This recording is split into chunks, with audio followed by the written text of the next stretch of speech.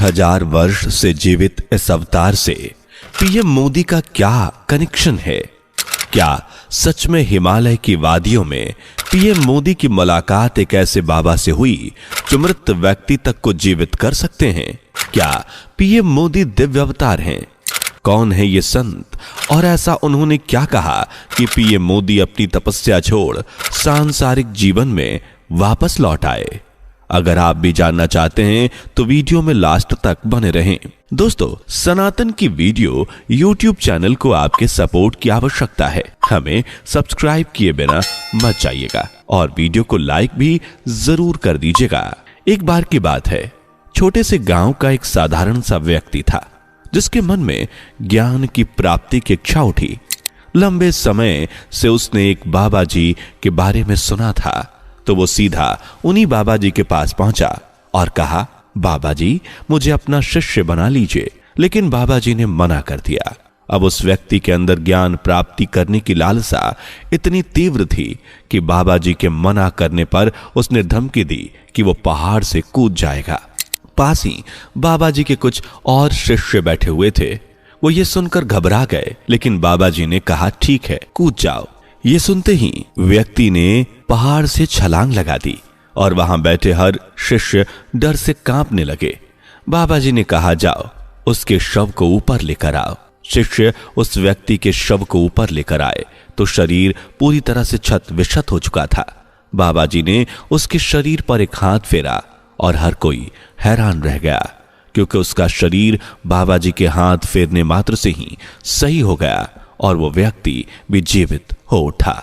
तब बाबा जी ने कहा, यह तुम्हारी परीक्षा थी, आज से तुम मेरे शिष्य हो।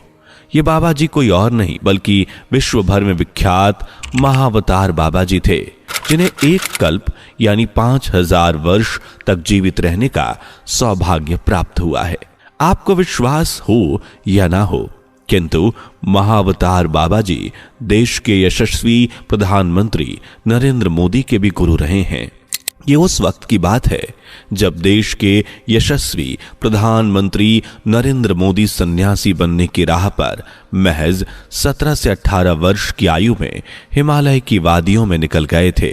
बचपन से ही दिल में देश प्रेम की भावना लिए समाज सेवा करने वाले नरेंद्र मोदी सन्यासी बनने के लिए न सिर्फ हिमालय में पहुंचे, बल्कि उन्होंने कई वर्षों तक हिमालय की वादियों में कठिन तपस्या भी की।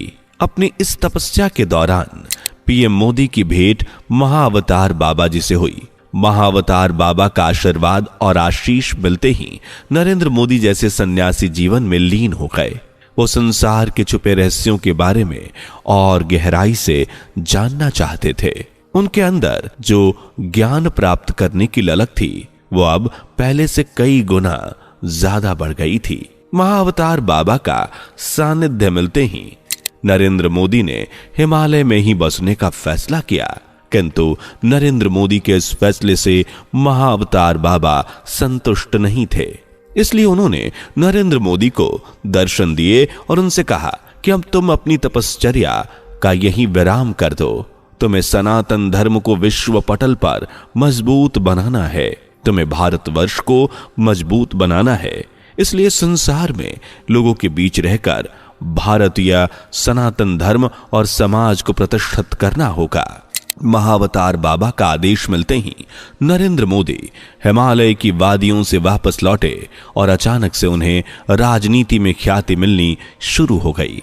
कहते हैं कि महाअवतार बाबा की आशीष होने के चलते ही भाजपा ने नरेंद्र मोदी को साल 2014 में प्रधानमंत्री पद के लिए उम्मीदवार घोषित किया, जहां प्रधानमंत्री मोदी ने प्रचंड जीत हासिल की। आज वो न सिर्फ देश में बल्कि विश्व भर में ख्याति प्राप्त कर चुके हैं। विपक्षी दलों का कहना है कि 2024 नरेंद्र मोदी को लोकसभा चुनाव में पीएम मोदी का आखिरी चुनाव होगा, लेकिन बताना चाहेंगे कि ऐसा कुछ नहीं है, क्योंकि उनके ऊपर खुद एक कल्प वर्ष तक जीवन आयु का वरदान प्राप्त कर चुके महाअवतार बाबा का हाथ है। उन्हें भला कौन ही पराजित कर सकता है। महाअवतार बाबा के कहे अनुसार प्रधानमंत्री नरेंद्र मोदी आज न सिर्फ भारत को मजबूत कर रहे हैं, बल्कि सनातन धर्म को विश्व स्तर पर मजबूत करने का कार्य भी कर रहे हैं। ऐसे कई उदाहरण हैं कि हम आपके सामने ये साबित भी कर सकते हैं। जैसे योग दिवस। योग भारत की सरजमी पर सदियों से किया जा रहा है, किंतु प्रधानमंत्री नरेंद्र मोदी ही एकमात्र ऐसे नेता रहे जिन्होंने अंतर्राष्ट्रीय योग दिवस के लिए प्रयास किया और 21 जून को आज विश्व भर में अंतर्राष्ट्रीय योग दिवस मनाया जाता है। राम मंदिर, जिसका इतिहास सदियों पुराना है, लेकिन बीते 500 वर्षों से प्रभु श्री राम को अपनी भूमि पर विराजमान होने के लिए कोर्ट कचहरी के चक्कर काटने पड़े और एक लंबा इंतजार करना पड़ा। किंतु 2014 में मोदी जी ने सत्ता में आते ही राम मंदिर की ओर ध्यान दिया और 22 जनवरी 2024 का वह ऐतिहासिक दिन आप सभी को याद ही होगा जब पीएम मोदी के प्रयासों से अयोध्या में भव्य राम मंदिर का उद्घाटन हुआ।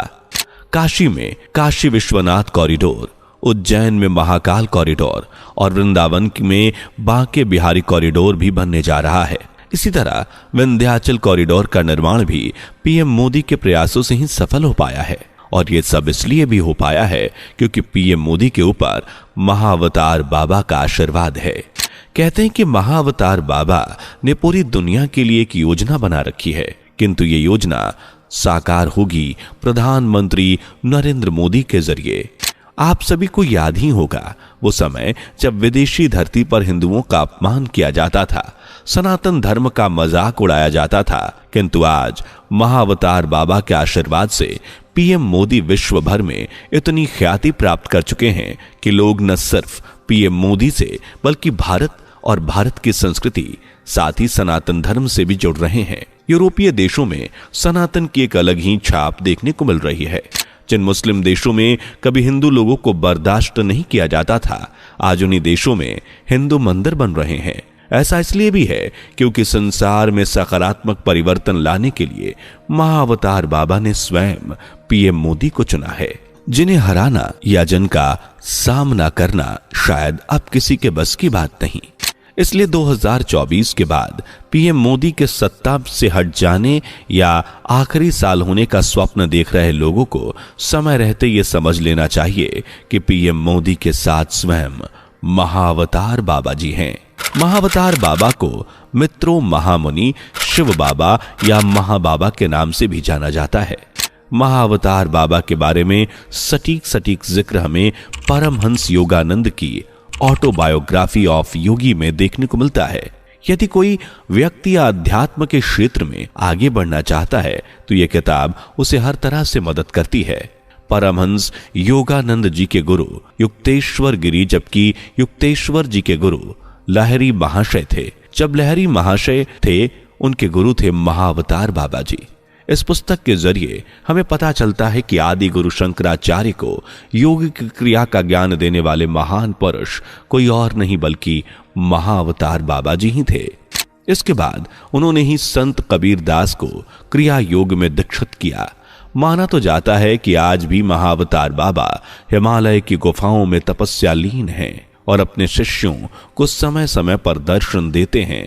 हालांकि कहते हैं कि महाअवतार बाबा ने 19वीं शताब्दी में लाहिरी महाशय को दर्शन दिए थे। लाहिरी महाशय के बाद उनके शिष्य युक्तेश्वर गिरी को महाअवतार बाबा के दर्शन हुए जब वो 1894 में कुंभ मेले पहुंचे। इस मेले में युक्तेश्वर गिरी को महाअवतार बाबा जी ने दर्शन दिए। कहते हैं कि इस दौरान युक्तेश्वर गिरी के अलावा कई अन्य लोगों को भी महाअवतार बाबा के दर्शन हुए थे और लोगों ने तब उनकी आयु 20 से 30 वर्ष बताई थी। किंतु महानुभावों के अनुसार उस समय पर महाअवतार बाबा थे ही नहीं। इसका अर्थ यह है कि जब भी महाअवतार बाबा के शिष्यों को उनकी जरूरत होती है तो अपने शिष्यों को दर्शन देकर उन्हें भूत, वर्तमान और भविष्य की घटनाओं का बोध करवाते हैं। वो एक दिव्य संत हैं जिनके पास मृत व्यक्ति तक को जीवित करने की शक्ति है। वो आज भी हिमालय के किसी गुफा में तपस्या कर रहे हैं। अगर आप अब भी महाअवतार बाबा के अस्तित्व पर संदेह कर रहे हैं तो बता दें कि साउथ के सुपरस्टार कहे जाने वाले रजनीकांत जी भी उन्हीं के परम भक्त हैं। रजनीकांत ने साल 2022 में एक फिल्म बनाई थी जिसका नाम था बाबा। ये फिल्म रजनीकांत ने खुद लिखी थी और ये कोई दिव्य शक्ति ही है जो आज साउथ के सुपरस्टार और साउथ ही नहीं बल्कि बॉलीवुड भी उन्हें सुपरस्टार की ख्याति के साथ मानता है। इसी तरह पीएम मोदी भी महाअवतार बाबा के आशीर्वाद से सनातन धर्म और भारतवर्ष को मजबूती प्रदान करने का कार्य कर रहे हैं। आज मोदी जी के प्रयासों से विश्व भर में सनातन धर्म को जो पहचान मिल रही है उसकी गवाह पूरी दुनिया है।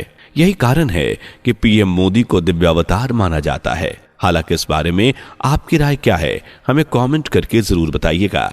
वीडियो पसंद आई हो तो लाइक करके चैनल को सब्सक्राइब कर लीजिए, साथ ही बेल आइकन को प्रेस कर लीजिए ताकि हमारी वीडियो आपको मिलती रहे।